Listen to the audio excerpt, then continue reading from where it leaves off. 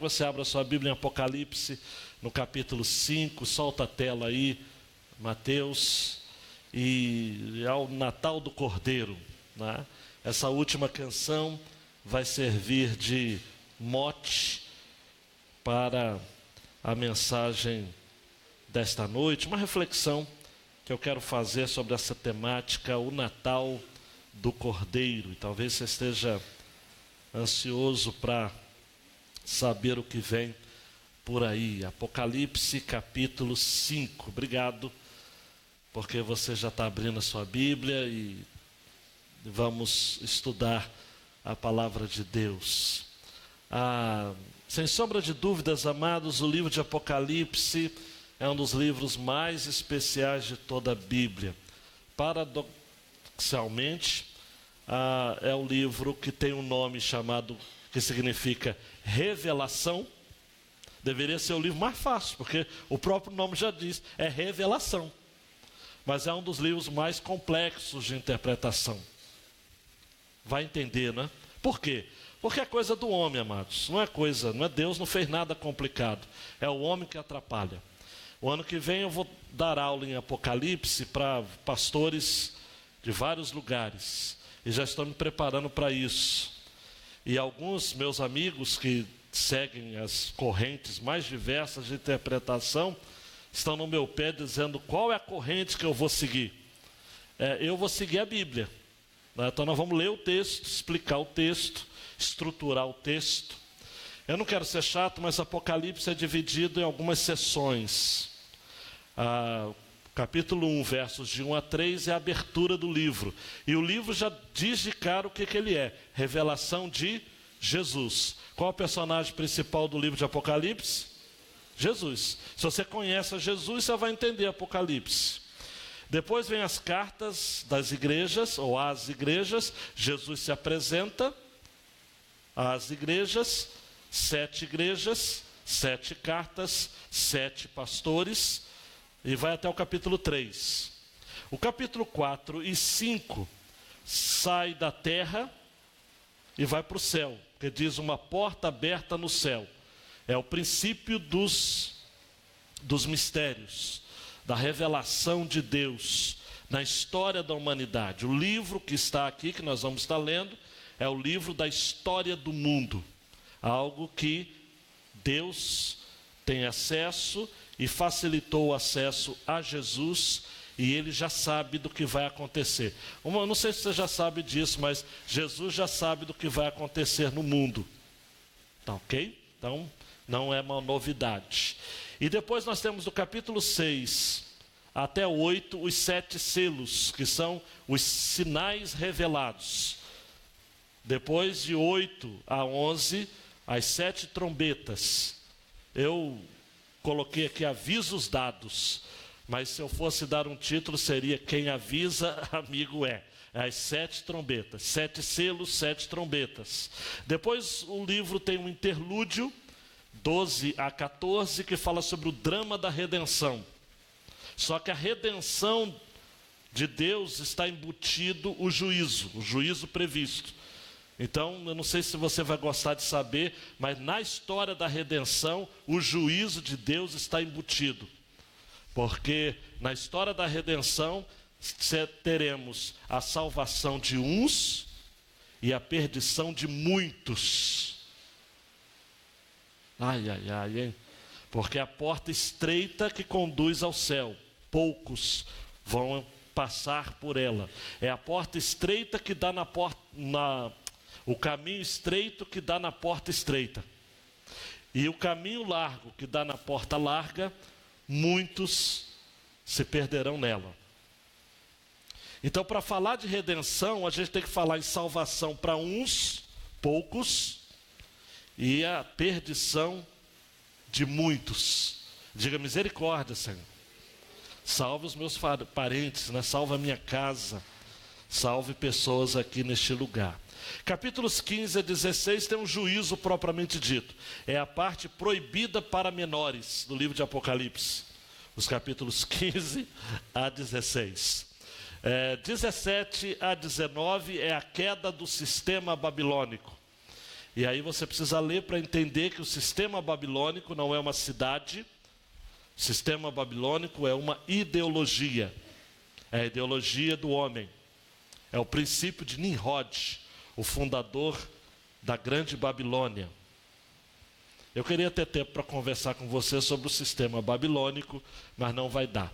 Mas se você é curioso, se você for está no YouTube da igreja as mensagens do Petra, não, né? Não está, não. Mas depois eu posso te mandar uma mensagem que eu preguei no Petra sobre Babel. Princípio de Babel, que é o princípio do sistema babilônico que vai atravessar séculos, que está reinando hoje. Está por aí. Olha para o seu lado, está por aí. Por aí. E o capítulo 20 e 21, que é o grande final, né? O grande finale do livro é fantástico. Então hoje, capítulo 5, nós vamos estar vendo Jesus sendo aquele que é o digno, o Cordeiro, o Natal do Cordeiro. Ele é o digno de abrir o livro e ele é o digno de se assentar junto ao trono. Vamos ao texto, por favor.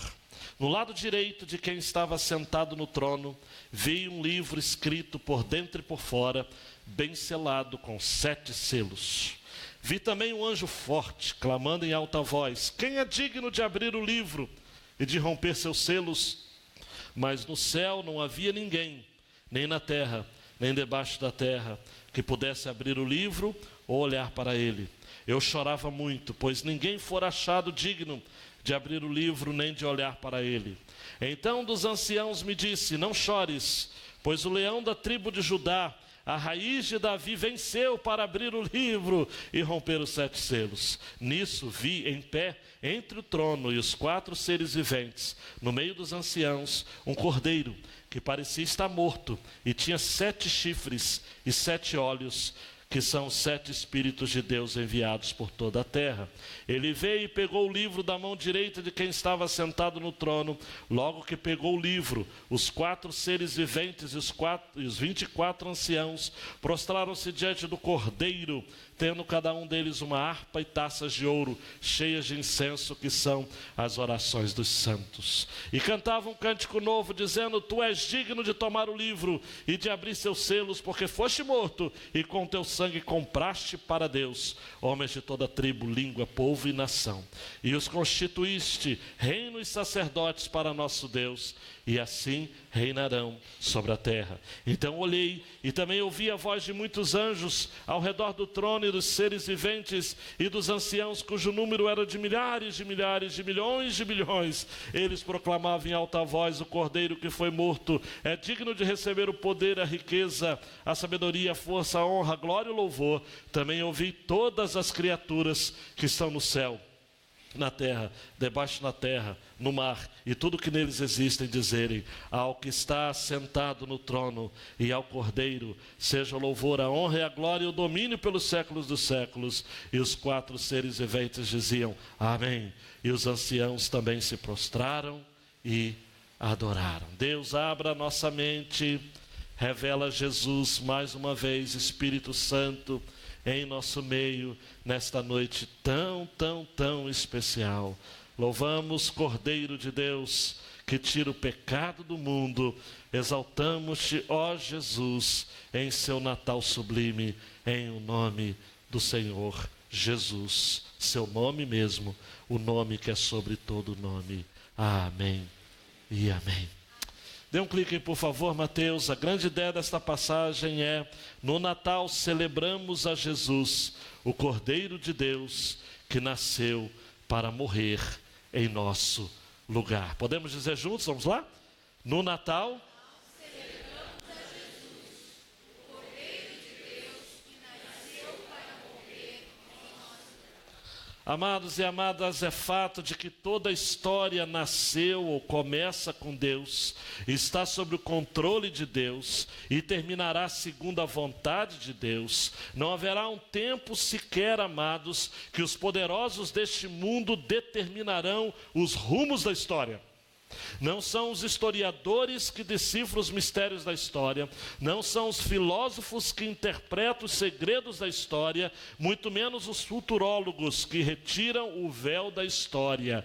Nós cremos que a história está nas mãos absolutas daquele que está sentado no trono, o Deus Todo-Poderoso. João, amados, depois de escrever as cartas às 7 igrejas da Ásia, depois de refletir sobre dramas humanos, ele agora olha para o céu e capítulo 5, versículo 1, que começa essa sessão, diz: vi uma porta aberta no céu. E depois então dele ver os 4 seres viventes que representam toda a criação de Deus, 4 seres, porque um é semelhante a um leão, outro é semelhante a um touro, o outro tem rosto de homem e o último semelhante a uma águia. Toda a criação de Deus expressada nesses 4 seres viventes. Depois dele ter visto os 24 anciãos que representam a totalidade do povo de Deus, os 12 patriarcas da antiga aliança, os 12 apóstolos da nova aliança, representativos então do povo de Deus em toda a história, Antigo Testamento, Novo Testamento. Depois dessa visão sublime, há um livro. Que livro é esse? Dê um clique, por favor. Digno é o Cordeiro de abrir esse livro. No lado direito de quem estava sentado no trono, tinha um livro. Esse livro era escrito por dentro e por fora, significando que não poderia ser acrescentado nada. Seu conteúdo está completo. Ninguém pode escrever nada neste livro da história da humanidade. Já está tudo determinado. Tudo está certo. Tudo está claro. Não há nada que você possa fazer, não há nada que eu possa fazer para ser alterado este livro. Este livro está escrito por dentro e por fora. Ele está bem selado. E para exemplificar este bem selado, coloca 7 selos. Número 7 é o número do Apocalipse, que é o número da plenitude, da perfeição. São 7 igrejas, 7 cartas, 7 anjos, 7 estrelas, 7 selos, 7 trombetas, 7 taças. Este livro está bem selado. Um anjo forte então clama em alta voz: quem é digno de abrir o livro e de romper seus selos? Em outras palavras, até quando a humanidade vai viver pensando que a sua história é uma sucessão de casualidades? Qual o sentido da história da humanidade? Amados, homens e mulheres têm estudado afinco esta questão. Existe um sentido, existe uma lógica. E esse texto nos apresenta que sim. Mas diante desse anjo forte que grita em alta voz, quem é digno de abrir o livro, versículo 3 e 4 nos deixa um quadro avassalador. Primeiro, uma questão: no céu não havia ninguém, nem na terra, nem debaixo da terra, que pudesse abrir o livro e olhar para ele. Uma questão, uma constatação, que gera, amados, um desespero na alma de João, o apóstolo. Versículo 4: e eu chorava muito, muito, porque ninguém for achado digno de abrir o livro, nem de olhar para ele. Repare algumas referências aqui muito interessantes. A palavra trono é uma palavra muito chave no livro de Apocalipse. Aparece 35 vezes no livro. Apocalipse é um livro de revelação de cima para baixo, tá ok? Apocalipse não é um livro para amadores, para visionários, para adivinhadores humanos, para intérpretes seduzidos pelo encanto do intelectualismo humano. Não, é revelação de Deus. Ele está no trono. Deus que está no trono, amados, está rodeado de símbolos fortíssimos da natureza criada, os 4 seres viventes, e também da representação do povo de Deus na história, os 24 anciãos. No lado direito deste trono, o lado direito de qualquer trono é um lugar de honra, de destaque. Tem um livro. Só nessa porção primeira, dos versos 1 a 10, aparece 8 vezes a expressão livro. A Bíblia de Genebra vai dizer de que um livro pode representar várias coisas. Este livro pode representar a aliança de Deus, a lei de Deus, as promessas de Deus, o plano de Deus, uma vontade legal de Deus. Eu tenho entendido de que este livro, amados, é a história de toda a humanidade. Está lá. Princípio, meio e fim. Tudo. Tudo. Não apenas tudo que diz respeito à sua vida pessoal, mas tudo que diz respeito à vida do planeta Terra. Os reinos que se sucederam, os sistemas que se levantaram e caíram, tudo está lá. As crises, as guerras, os períodos raros de paz. Este livro, amados, foi o mesmo livro que Daniel viu.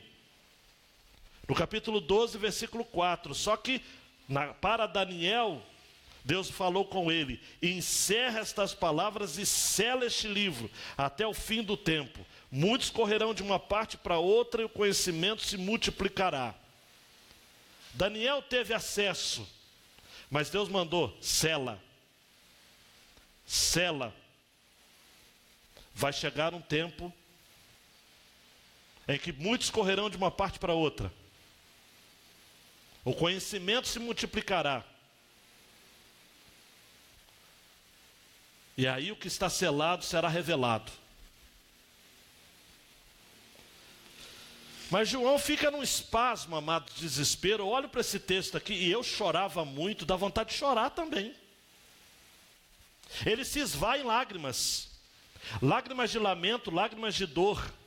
A Revista Atualizada traduziu assim os versículos 3 e 4. Ora, nem no céu, nem sobre a terra, nem debaixo da terra, ninguém podia abrir o livro, nem mesmo olhar para ele. E eu chorava muito, porque ninguém foi achado digno de abrir o livro, nem mesmo de olhar para ele.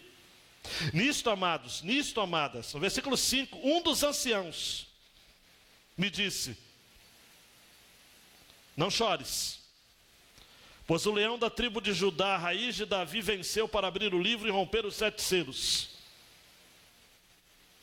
Um dos anciãos disse: olha, existe alguém que é apto. João, fica tranquilo, João. Por que você turba o seu coração? Tem alguém que é apto. Calma o coração, João. Deus manda dizer para você: calma o coração. Existe um. A NVT traduziu assim: não chore, veja, o leão da tribo de Judá, o herdeiro do trono de Davi, conquistou a vitória. Ele é digno de abrir o livro e os 7 selos. Apocalipse tem tudo a ver com Isaías. Você vai entender o Apocalipse lendo o livro de Isaías. Isaías 11:10. E acontecerá naquele dia que a raiz de Jessé, a qual estará posta por estandarte dos povos, será buscada pelos gentios, e o lugar do seu repouso será glorioso. Aí olha para mim, amados. João está esperando o leão da tribo de Judá. Está dizendo: olha, vou me preparar. Mas versículo 6 aparece quem? Um cordeiro. Nisso vi em pé entre o trono e os 4 seres viventes no meio dos anciãos, um cordeiro que parecia estar morto e tinha 7 chifres e 7 olhos, que são 7 Espíritos de Deus enviados por toda a terra. Isso é surpreendente. No livro de Apocalipse aparece 27 vezes a palavra cordeiro. E no original grego não é cordeiro adulto ou uma imagem já amadurecida. O termo aqui é um termo terno, que poderia ser traduzido por cordeirinho. Há um cordeiro manso, há um cordeiro amado, há um cordeiro afetuoso. Há um cordeiro que parecia que tinha sido morto, porque a imagem aqui é misturada do cordeiro pascal sacrificado, do cordeiro glorificado, uma vez que ele fora ressuscitado. João não consegue descrever essa imagem. Então ele diz: olha, o cordeiro parecia estar morto. E usando a linguagem apocalíptica, que é uma linguagem de símbolos, mais uma vez, 7 chifres. Os chifres são o ataque e a defesa dos animais. Com os chifres que eles golpeiam os seus oponentes. Então é símbolo de ferocidade, poder. 7, poder absoluto. Olhos representam então a visão dos tempos, das estações, dos dias, dos meses, dos anos. A história está nas mãos de alguém que tem visão perfeita. Eu só vejo o aqui e o agora. Jesus vê o tempo pleno. Há um texto da palavra de Deus que Deus conhece o fim desde o começo. E esses 7 olhos representam os 7 espíritos de Deus. Um espírito pleno, um espírito perfeito, enviados por toda a terra, porque como diz o profeta, o Senhor tem seus olhos sobre toda a terra. Ele conhece de tudo. Tem gente que acha que algumas coisas podem pegar Deus de surpresa. Que coisa terrível, né? Deixa eu abrir um parênteses aqui. Eu já tinha lido o livro e assisti o filme A Cabana. No que diz respeito ao drama humano do Max, é um bom filme. Porque realmente há pessoas que sofrem tanto ou mais do que aquele rapaz. Pai violento, mesmo membro de igreja, tá ok? Violento, alcoólatra. Max cresceu, revoltado com seu pai. Depois ele se casa, tem 2 filhas e um garoto. A menina é sequestrada, é morta. Enfim, o drama humano é forte. Me fez lembrar muito aquilo que tem acontecido nos nossos dias. Tem muita gente que sofre, amados. Essa semana no Acre, uma menina de 10 anos foi identificada como grávida. 10 anos de idade, sofrendo de epilepsia. Um monstro foi o responsável por aquilo. Muita gente sofre. Mas o que tanto o livro quanto o filme A Cabana deixa a desejar é que é um Deus muito fraquinho que aparece ali. Uma das cenas, o papai, que na verdade é uma mulher afrodescendente, muito boa na cozinha, é a imagem que o autor tinha para suscitar no filme. Ela chega a dizer para o Marcos o seguinte: eu não tive culpa nenhuma do que aconteceu com a sua filha. Eu nem queria que isso acontecesse. Mas é a imagem de um Deus que não é tão onipotente assim. Mas olha para mim. Nós estamos diante de um Jesus aqui, um cordeiro, que ele tem poder absoluto, visão absoluta, vontade absoluta. Amados e amadas, versículo 7 vai dizer de que esse cordeiro veio, pegou o livro da mão direita de quem estava sentado no trono, pegou o livro e os 4 seres viventes representando a totalidade da criação, e os 24 anciãos representando a totalidade do povo de Deus, prostraram-se diante do cordeiro, tendo cada um deles uma harpa e taças de ouro cheios de incenso, que são as orações dos santos. As suas orações estão sendo guardadas, amados e amadas, e são tributadas, oferecidas ao Senhor como culto. A ideia aqui de toda a criação, os 4 seres viventes e o povo de Deus, os 24 anciãos, adorando, se prostrando. No original, essa palavra se prostrar é a mesma que é usada para mendigos que suplicam algum tipo de ajuda, ou de pessoas que rendem homenagem ou adoração a alguém. E aí então, no céu, amados, todos eles munidos de harpa, de taças de ouro, cheios de incenso, promovem um louvor. Promovem no versículo 9 um cântico novo. E este cântico é: Tu és digno de tomar o livro e de abrir seus selos, porque foste morto e com seu sangue compraste para Deus homens de toda tribo, língua, povo e nação, e os constituíste reino e sacerdotes para nosso Deus, e assim reinarão sobre toda a terra. Amados, há um louvor aqui, há um novo cântico.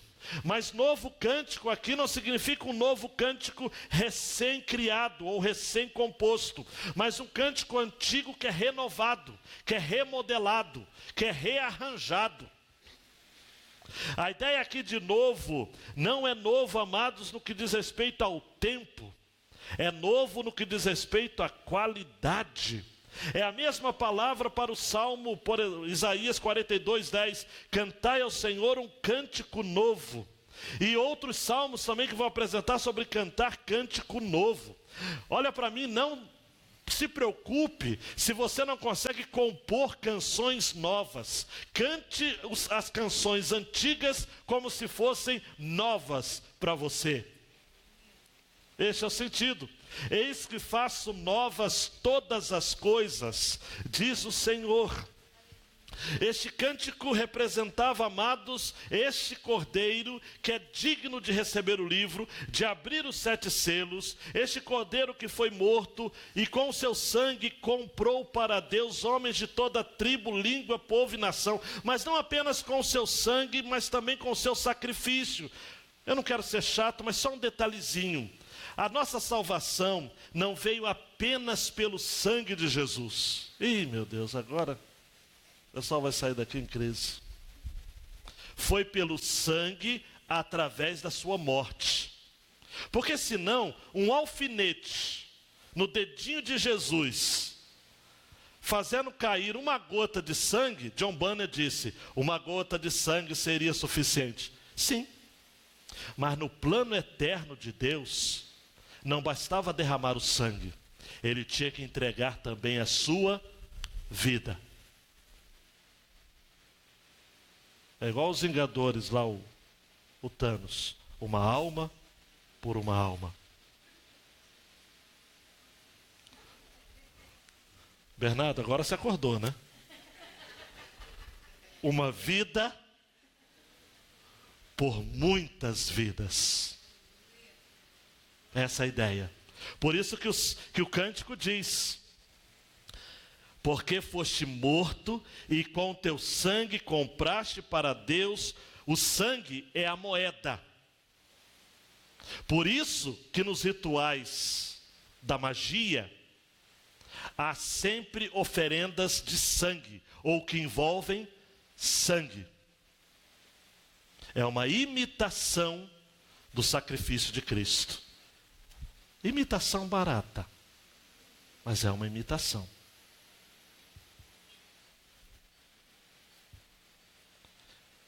Nós somos comprados. Tu os constituíste reino e sacerdotes para nosso Deus, e eles reinarão sobre a terra. E aí o pessoal vai dizer, mas quando que nós vamos reinar sobre a terra? Já reinamos. Povo de Deus. A igreja de Deus. Você faz parte da igreja? Amém. Sim ou não? Amém. Então você já reina. Reina com rei. Você já é rei e sacerdote. Já foi constituído. Tu os constituíste. Porque você não se constituiu nada. Você não é nada. Mas você foi constituído reino e sacerdotes. Para reinar sobre a terra. Por isso que a igreja, amados, a igreja avança a galope. A igreja, amados, pode baixar leis, proíbe a Bíblia, nós vamos crescer. A Netflix faz o negócio da porta dos sonhos, a porta da frente está sempre aberta, ela é estreita, e aqueles que entram por ela são salvos, sempre. Sempre. Podem vilipendiar o evangelho, que falem mais, que gravem mais, que achincalhem mais. a igreja vai continuar avançando. Eu sou do tempo, amados, de que a gente cantava ou glória ou aleluia. A igreja sempre caminhando, sempre caminhando, sempre caminhando. Lembra dessa, Luiz? Lembra, né? Eu sei. Igreja sempre caminhando, amados. Não há obstáculo para a igreja, amados. Há ou não? Há? O mundo pode servir de obstáculo para a igreja? Não. O maior problema da igreja é ela mesma. Porque toda vez que o pastor prega a verdade, a oposição se levanta. Mas não é lá fora, é dentro da igreja. O maior problema, o D.L. Moody dizia o seguinte: o maior problema da obra são os obreiros. O maior problema da igreja são os crentes. O mundo não. O mundo. A gente enfrenta o mundo. Eu já disse aqui para vocês, hein? A igreja só precisa de um homem com a Bíblia na mão e uma vela na outra, se não tiver luz. O avivamento acontece a partir daí. Não precisa de grandes concentrações, shows, espetáculos. Se tiver dinheiro, recurso para fazer isso, é até bom, mas não faz diferença não. Não. Digno é o Cordeiro. Digno é o Cordeiro de abrir o livro. Mateus. Digno é o Cordeiro de estar junto ao trono de Deus. Versículos 11 a 4. Então olhei, olha para a gente, olha para mim, hein? Crianças também, fica atenção, hein? Apocalipse é um livro, até aqui é permitido para menores. Só depois é que a coisa começa a encrespar. Então olhei e também ouvi a voz de muitos anjos. Repita comigo, muitos anjos. Os anjos ficaram, agora vou usar uma expressão, mas é só figura de linguagem, tá ok? Por favor, hein? Os anjos ficaram com ciúmes dos 24 anciãos, dos 4 seres viventes, e disseram: queremos cantar também. Ora, por que não? Por que não me convidou para o coro? O João Batista convidou, mas eu não fui. Mas e agora? O Cordeiro está convidando. Então, versículo 11: olhei e também ouvi a voz de muitos anjos ao redor do trono e dos seres viventes e dos anciãos, cujo número eram milhares de milhares, milhões de milhões. Meu Deus do céu. Milhões de milhões, milhares de milhares. Era gente para dedéu, né? E eles proclamavam em alta voz. Repita comigo, alta voz. Não deu para cantar só bonitinho, conforme o pessoal cantou aqui, tudo harmonizado. Até o Evaí, que eu achei que não tinha voz, mas ele tem. Eles proclamavam em alta voz: o Cordeiro que foi morto é digno de receber. Não é numerologia não, tá ok? É porque 7 é um número importante do Apocalipse. Conta comigo. É digno de receber o quê? Poder, riqueza, sabedoria, força, honra, glória e louvor. Deu 7. É isso mesmo. Louvor absoluto, pleno. Também ouvi todas as criaturas que estão no céu, amados. Presta atenção, pense em tudo que é criatura no céu. Pensou? Pardal, andorinha, os insetos, na terra, debaixo da terra, eu nem quero imaginar debaixo da terra, no mar, tudo que neles existem, dizerem, se segura na cadeira, ao que está sentado no trono e ao Cordeiro sejam o louvor, a honra, a glória e o domínio pelos séculos dos séculos. E aí os 4 seres viventes diziam: amém. E os anciãos, se prostrando, disseram e adoraram ao Senhor. Amém. Amém. João volta o seu olhar, percebe que o coral tem mais gente, o número aumentado, O livro de Apocalipse é um livro visionário, mas também é um livro de proclamação. Eles proclamaram, na verdade o céu e a terra se unem para reconhecer a realeza de Jesus. Assim como foi o anunciado aos pastores em Lucas 2, glória a Deus nas alturas, paz na terra, boa vontade para com os homens. A terra, os céus, a terra se unem ao que está sentado no trono e ao Cordeiro. E o texto que o pastor Léo trará para a gente na quinta-feira, Filipenses 2, 9 a 11.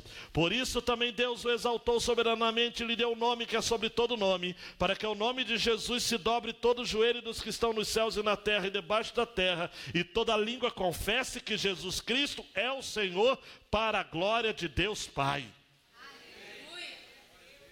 Fala de Jesus, glorifica Jesus. Ele é o Cordeiro de Deus, amados. Aplicações para a gente caminhar para o final. Vamos ter mais uma canção daqui a pouco, fechando este culto. Primeira aplicação, Mateus. Deus tem um plano traçado para o futuro da humanidade. E Ele não escreveu a lápis. Ele não mudará os seus propósitos. Deus não está escrevendo a história. Não é? Deus já escreveu. E não escreveu a lápis. Escreveu com tinta que não será apagada. Ninguém mudará os planos de Deus. Olha para mim, ninguém mudará os planos de Deus. Ah, pastor, cita um verso aí só para eu ter certeza mesmo. Só um, eu poderia citar outros, só um. Isaías 40, 12 a 14. Quem mediu na concha da sua mão as águas? E tomou a medida dos céus aos palmos, e recolheu numa medida o pó da terra, e pesou os montes com peso, e os outeiros em balanças. Você imagina essa cena aqui? Mediu na concha da mão as águas de todos os oceanos da terra, amado. O Atlântico, o Pacífico, o Índico, e tem mais? E se tivesse mais, ele mediria também. Tomou a medida dos céus aos palmos, recolheu numa medida todo o pó da terra. Os montes mais altos, amados, ele pesa com balança de precisão. É fichinha para ele. O Everest? O Himalaia? Pico do Frade? Aí que ele mede mesmo como pequeno. Tudo. Serra da Mantiqueira, Serra da Canastra, lá em Minas. É Ele. Quem guiou o Espírito do Senhor ou com o seu conselheiro o ensinou?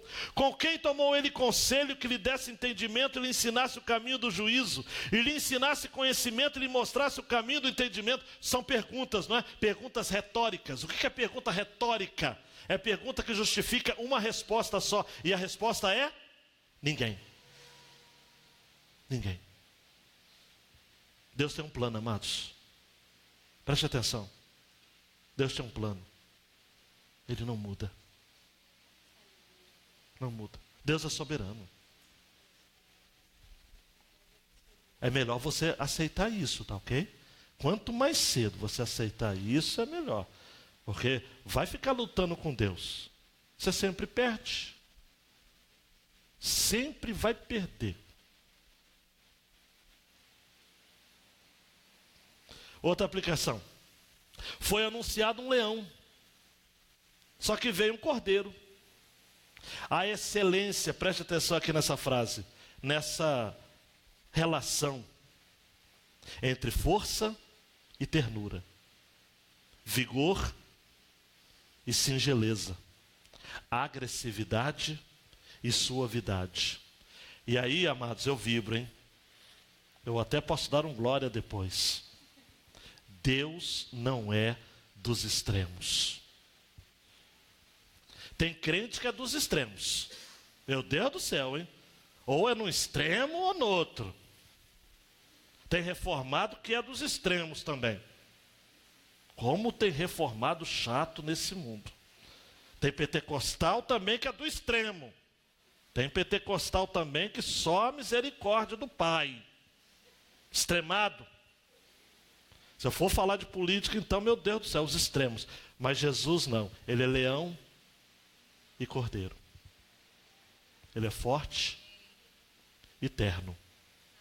Ele é vigoroso. Ele é singelo. Ele é agressivo. Ele é suave. Deus é assim. Deus é assim. E Gênesis 22, esse texto me emociona. Isaac está caminhando com seu pai, Abraão. Abraão havia recebido uma ordem de sacrificá-lo no Monte Moriá. Só que ele não sabia de nada. Nisso, Isaac, um menino inteligente, olha de um lado e para o outro, pergunta: pai, por um acaso, eu estou pensando o seguinte: nós temos fogo e lenha, mas onde está o cordeiro para o holocausto? E Abraão respondeu para ele: Deus proverá para si o cordeiro. Isaac não entendeu nada. Até mesmo porque nós hoje entendemos. Porque João Batista, em João 1,29, quando vê Jesus, ele diz: eis o Cordeiro de Deus que tira o pecado do mundo. Jesus é o Cordeiro que Deus proveu para si.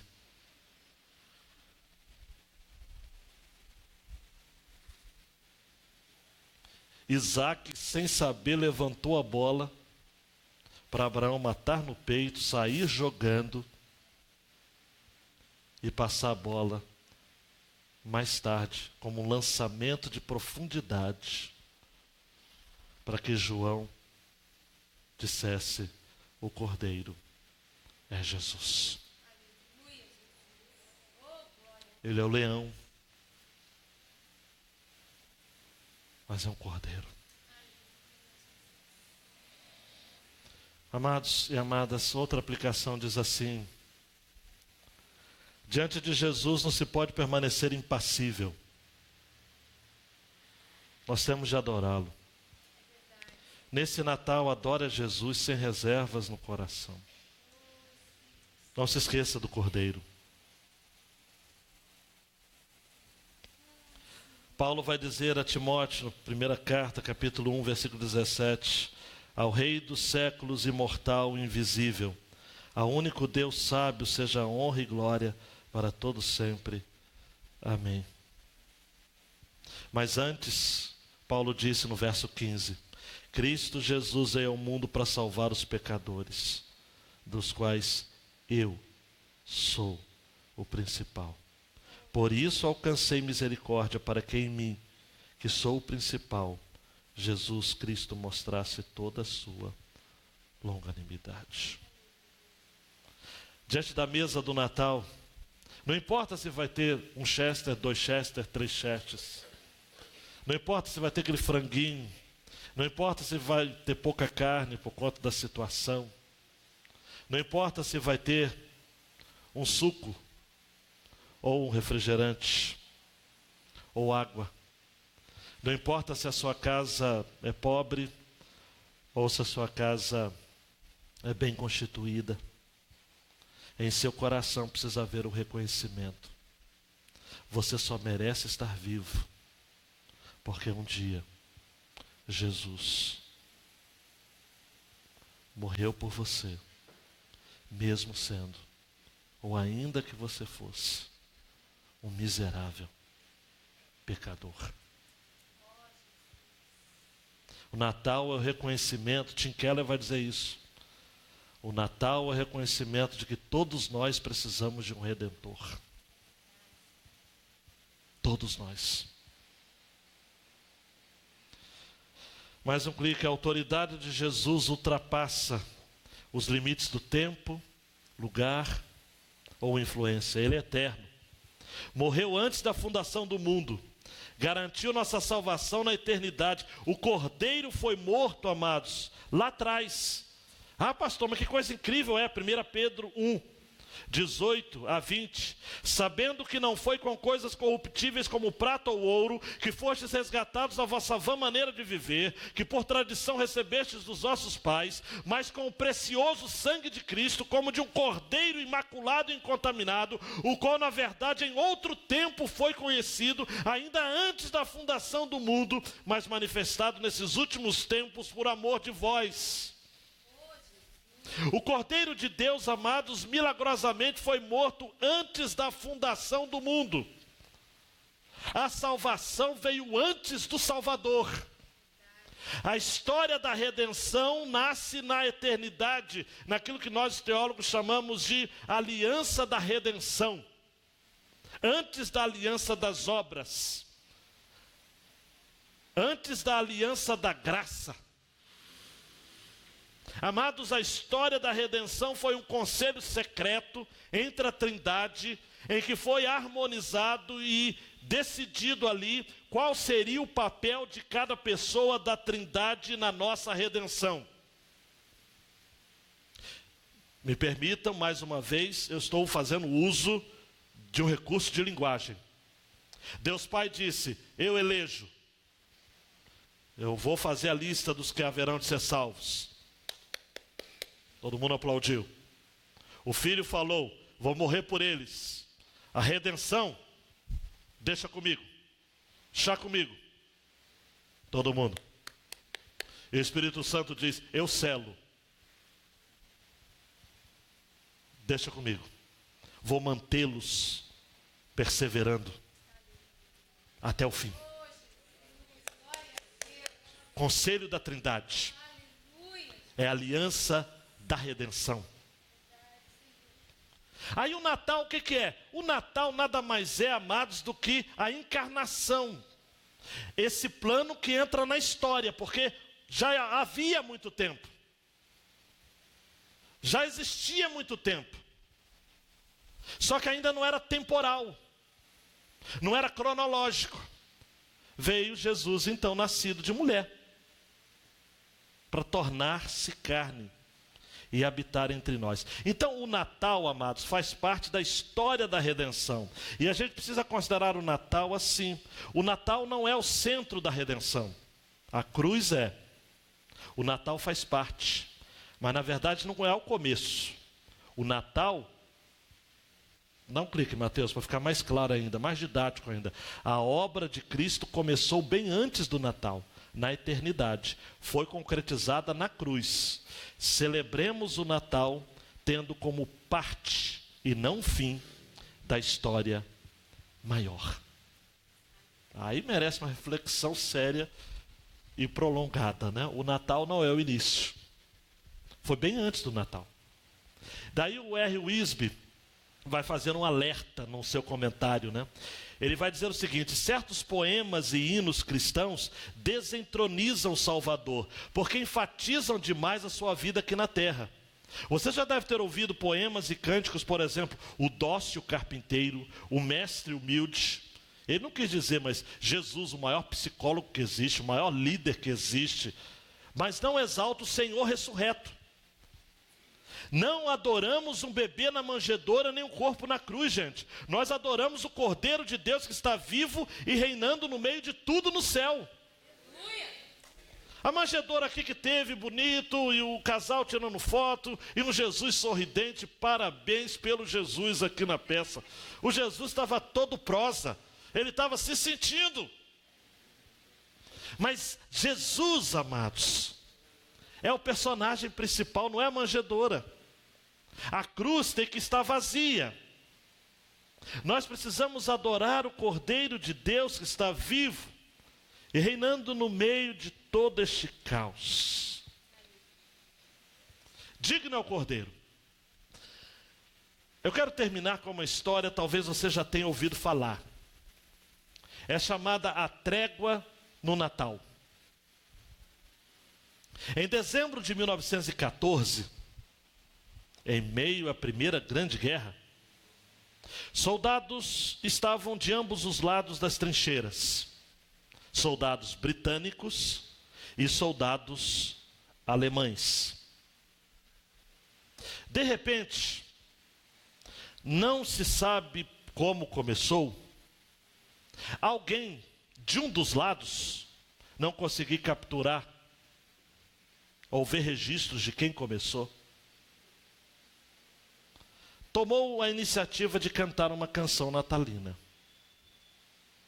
Saiu uma reportagem em 2014, quando este episódio histórico completou 100 anos, na National Geographic.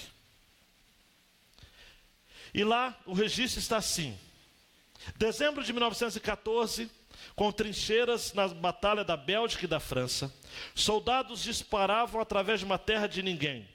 Muitos soldados feridos e mortos. No dia 24 de dezembro, em certos pontos da frente ocidental, os alemães resolveram colocar nos parapeitos das trincheiras árvores iluminadas.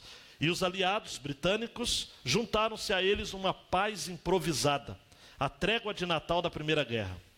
A trégua borbulhava a partir das fileiras, apesar dos editos contra a confraternização. Há um historiador que registra isso. Houve então promessas, os alemães gritando de um lado, os ingleses do outro. Feliz Natal! Só que em inglês e alemão, obviamente. Eu não vou abusar do meu conhecimento poliglota aqui. Mas cada um gritando, Feliz Natal! Feliz Natal! Feliz Natal! De repente, alguns amados ousaram sair das trincheiras para se cumprimentar e dar presentes entre si. Deixa eu só abrir um parênteses aqui. Nós estamos falando no contexto de guerra, né? Os presentes foram cigarros. Eu estou falando aqui que cigarro pode se dar. Não, era o que se tinha, poxa. Nós estamos falando de soldados. Soldado é o bicho, cara. Mas eles estavam ali partilhando cigarros. Muitos concordaram em estender a paz. Isto é, vamos parar com esse negócio de tiro, pelo menos por agora, até o dia de Natal. Tomara que isso aconteça aqui na nossa cidade, né? Para se poder encontrar de novo. E aí então, amados, milagrosamente começaram a cantar canções, pastor Léo, em inglês e em alemão. E de repente alguns disseram o seguinte: olha, os mortos que estão do nosso lado, vocês podem levar para ter um sepultamento digno. Aí o outro falou: não, vocês também. Que isso? Vocês primeiro. Vamos pegar o corpo de um, uma coisa macabra, não estou falando de guerra. Mas eles tinham, amados, no caos da guerra, na insensibilidade da guerra, na truculência da guerra, da violência da guerra, do perfil animalesco da guerra, eles tiveram algum gesto de bondade. Se confraternizavam, amados. Cada lado ajudou o outro a cavar sepulturas. Houve homenagens fúnebres ali. Os soldados partilharam comida. O que você tem aí? Ah, eu tenho um pão mofado. Ah, eu tenho 2 pães mofados. Então vamos dividir esses mofos todo. Partilharam comida, presentes. Trocaram botões de uniforme, amados. O que eles tinham para trocar? Como lembrança. Olha aqui o meu botão inglês. Olha o meu botão alemão. Amados, e até jogar uma partida de futebol. Inglaterra contra a Alemanha. E aquela coisa toda na guerra. Eu fico imaginando, o cara dá um carrinho numa guerra. Pum, morria. Não, mas não houve paz. A paz, amados, foi estendida até o dia de Natal. Eles se encontraram de novo, era 24 de dezembro, no dia 25 estavam lá de novo. Se encontraram, enterraram os mortos. Ninguém queria continuar a guerra, porque depois disso tudo, como é que continua a guerra? Mas aí as altas patentes, sempre eles, né, os generais, disseram o seguinte: quem não continuar com a guerra vai ser desertado, aquela história toda. Eles tiveram que continuar a guerra, no dia 26. Mas há bilhetes foram trocados, amados. E um dos soldados alemães escreveu no seu diário: tudo ali era mala. Até eu engoli a língua, né? Prendi a língua. Era maravilhosamente espantoso, ainda que muito estranho. Aí eu não sei se vai dar a foto que eu pesquisei, tanto legal, de apaga a luz só para o pessoal ver direitinho. Tá bom, né? Não precisa nem apagar, não. Então essa é a foto, amados. Soldados alemães e ingleses. Claro, eu repito, é um contexto de guerra, né? Essa foto é uma foto da época dado crédito ali à National Geographic. Amado, só o Natal pode parar uma guerra. Olha para mim. Só o Natal pode parar uma guerra. Ingleses e alemães se odiavam, amados, visceralmente. De repente houve um cântico. De repente houve troca de presentes. De repente houve, amados, no lampejo da dor, um momento de prazer. No lampejo da irracionalidade, um prisma, um espectro, um insight de razão, de ternura. Só Jesus pode fazer isso, amados. Se isso aconteceu no campo de batalha, amados, na primeira grande guerra mundial, a guerra das trincheiras, a guerra da carnificina, uma guerra atroz, como não pode acontecer nos nossos dias? Igreja, creia. Isso pode acontecer na Sapietuba, isso pode acontecer no Frade, no Belém, isso pode acontecer no Areal. Creia, igreja. Não fuja da situação. Isso pode acontecer com você que está com câncer, você que está com seu casamento falido. Isso pode acontecer com você que está pensando em se matar. Isso pode acontecer com você que está deprimido. Isso pode acontecer com você, independente da sua dor, independente da sua tragédia pessoal e humana. Aquilo que aconteceu no fronte de batalha na Primeira Guerra Mundial vive acontecendo. Natal é a paz que entra na guerra, a morte, a vida que entra na morte, a luz que invade as trevas. Esse é Jesus, esse é o nosso Jesus.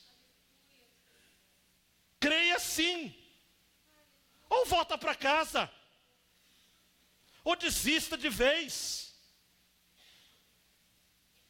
Deus quer os verdadeiros crentes. Deus quer aqueles que de fato vão continuar, mesmo que todos se retirem, mesmo que todos se afastem. Eu não vou fazer parte daqueles que vão desertar. Eu verei a paz entrando na guerra.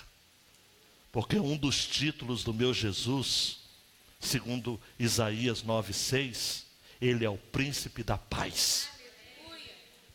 Eu não vou desistir de Angra dos Reis, porque Jesus disse em João 14: deixo-vos a paz, a minha paz os dou. Eu vou ser o último habitante dessa cidade. Você quer ir? Vai embora. Eu vou ficar. Porque eu creio